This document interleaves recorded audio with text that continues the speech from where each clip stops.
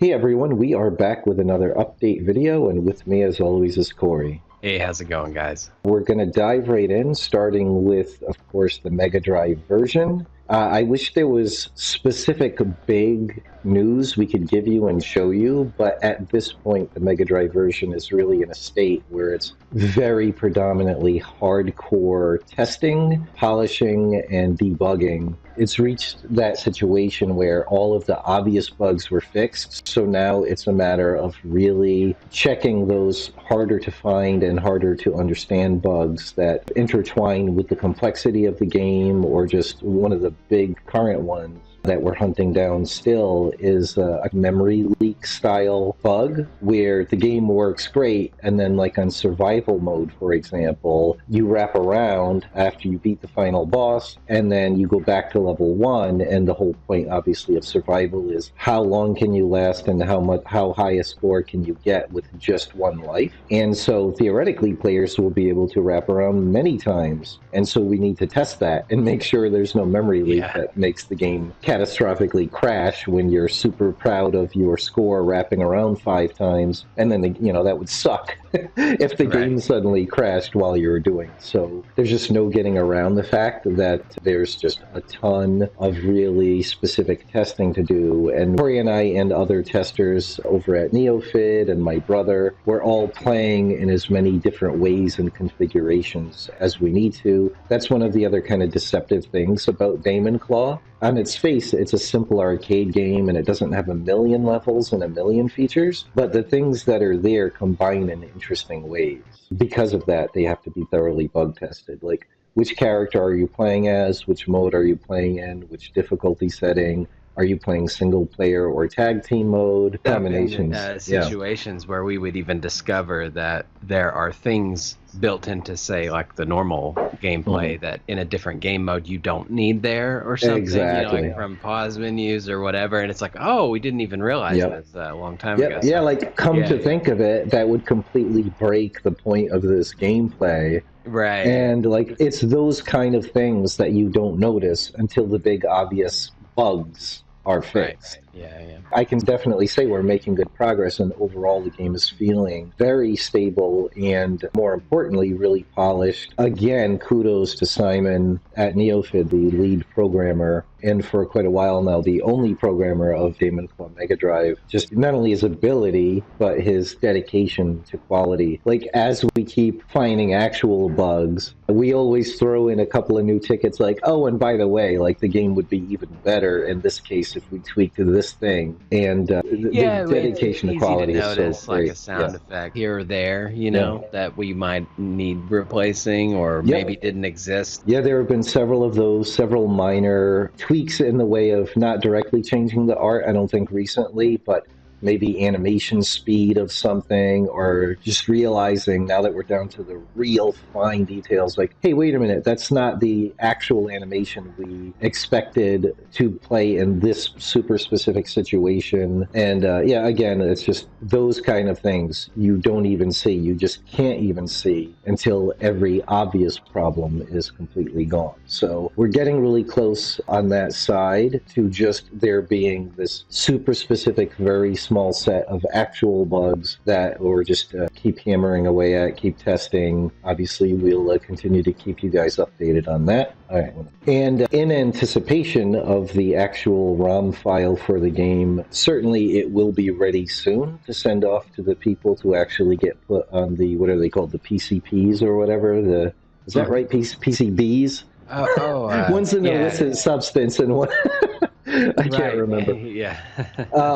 But anyway, the boards. The game ROM will actually be put on the boards, which will in turn be put on the cartridges. But what's also cool is the folks at NeoFid have already started pre-preparing the packages for the backers. So the actual plastic Megadrive, what are they, like clamshell cases or whatever you would call them, with the printed box art that Corey beautifully designed. That's all looking great. So the nice folks at NeoFid NeoFid sent us some photos. Future Mike is hopefully putting them on the screen now. Everything is already printed, already at NeoFid, already getting prepared, except currently at the printers right now are the 6 collectible trading cards that are also going in all the boxes. Right. But they should get that this very week that you guys are watching this video. So that's also in really good shape. And hopefully you agree. I think Corey did a fantastic job with the design work of all of this printed material. Obviously, my focus has been very mostly on a lot of testing and feedback and making what we call tickets. Or aside from that, I did have a little time to work on the PC version, so I continue to make some progress on the final boss fight for the PC version. And then Corey has been working on the Neo Geo side of things a bit. Pretty much all of the regular game mode, kind of arcade mode for the game, all of the color enhancements for environments and enemies and everything are all pretty much completed, unless there's anything we notice that we would like to upgrade after the fact, something like that. And now I'm in the middle of doing the alternate color palettes for survival mode, which I think you should be seeing in this video a little bit, at least for Megadrive. I don't know if we ever actually brought that up before, that there will be sort of like an alternate environment palette swap. Yeah, that's one of the really cool things you could do with old consoles and even a lot of old computers like the Amiga computers is things were based on indexed color modes. So you could take the same graphics data that takes the same space on cartridges or floppy disks, and you could make them look very different by simply changing the colors, the RGB values, in the color indexes. What we're doing a lot is changing the time of day, or in the case of the cave level, just changing the whole color scheme to just like look like different colored rock and all that stuff. And it's just a really cool, really fun way to get a lot more mileage out of the same art, which not only saves time, but it allows you to keep the game actually fitting on the Megadrive cartridge, which is a nice bonus. So yes, once we added survival mode as one of the stretch goals, we realized it would be really cool if we had the time to give all the levels their own alternate palettes. And if Future Mike does his job, that's what you guys should have been seeing all this time, is actual footage of me testing survival mode on the Megadrive, so you could see what those alternate colors are looking like on the Megadrive version. So they should be similar, but even more enhanced on the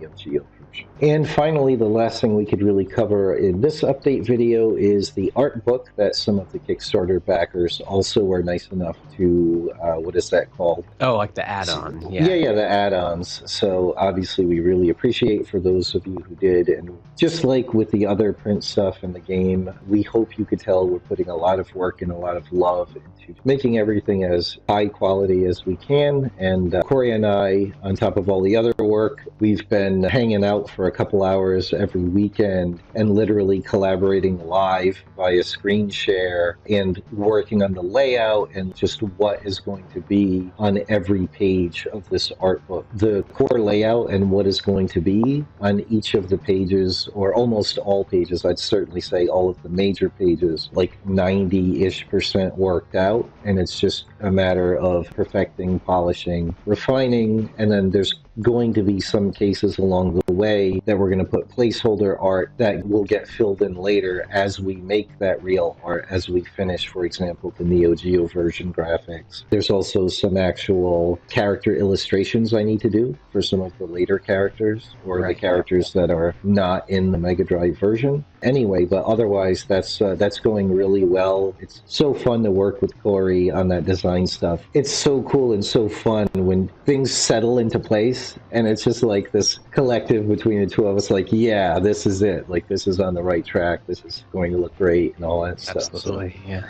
Yeah, so that's exciting. At some point, we'll obviously be able to show some of you guys. Eventually, there'll even be, hopefully, knock on wood, unboxing videos of some of the actual backers who got these things and the other posters and the other cards and obviously the game itself for not only Megadrive and Neo Geo, but we even offered on the Kickstarter a making of DVD that, like, the idea was, it's a shame that for PC, there's almost no such thing as boxed versions editions of games anymore. So for people that don't collect and own a Mega Drive, everyone owns a PC of some kind. So I was thinking it would be cool if there was an option for a cool physical edition for PC. We came up with this idea of why not make a making of DVD where we're going to take clips and literally make kind of a documentary, sequential clips from Programmer. I don't use Programmer Pink, as you know if you followed us for a long time. I do nuclear green, eye bleed inducing green placeholder rectangles and scribbles. So you'll literally be able to see DaemonClaw take form at first with a nuclear green rectangle moving around the screen and slowly take shape, and you'll get to see all of the different iterations of ideas, how he tweaked the gameplay and how the graphics evolved and all of that stuff. So that's the next big project that I'm going to switch over with soon once the Mega Drive version is actually out the door and being printed onto the cartridges. I have to start spending a little bit of time every day watching those like multi-hour long videos of us working on things, and those long for our Patreon backers, we've been doing our actual creative meetings where Corey and I work out ideas for story and gameplay, character design, and environment design. And so I've got to go through all of that kind of raw footage and pick out those really key pivotal moments that have to do with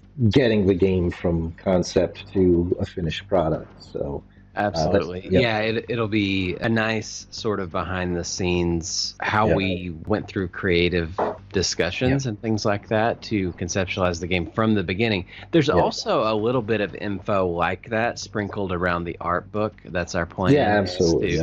It's not going to be too text heavy, but there will be some text in there to kind of give some of the art a little more context as to what we were thinking or decision making as well. Yeah, absolutely. So I think that's about it for this update. Got to get back to testing and recording things and working with Simon. But as I've said before, Simon has just been working incredible hours with incredible ability and just that dedication to not in any way compromise on the quality as we work really hard to get the game out to everybody as quickly as possible. And I can say, like, it just really, the level of polish and everything, well, we hope you guys will agree. So we can't wait for it to start getting in people's hands in the relatively close future. And of course, if we can, I would love for us to be able to break our usual 3-week update pattern. But knock on wood, sometime in the near future, as soon as possible, we'll make another update and let you guys know when the ROM is actually being sent to get put onto the actual cartridges for the Mega Drive version. And that's it for this one. Thanks so much, everyone, for your patience, and for those who backed, thanks so much for your support. And of course, if you're considering the game, hopefully the survival mode footage and my rambling has convinced you to do so. But the Mega Drive version and the Neo Geo versions are available for pre-order, and we'll make sure to put the link to those pre-order pages in the description. And that's it for this one. Thanks, everyone. If you enjoy our content and want to keep up to date on our games, please leave a like and subscribe. Also, if you want to support our projects, consider becoming a patron. The link's in the description, and we'll see you soon.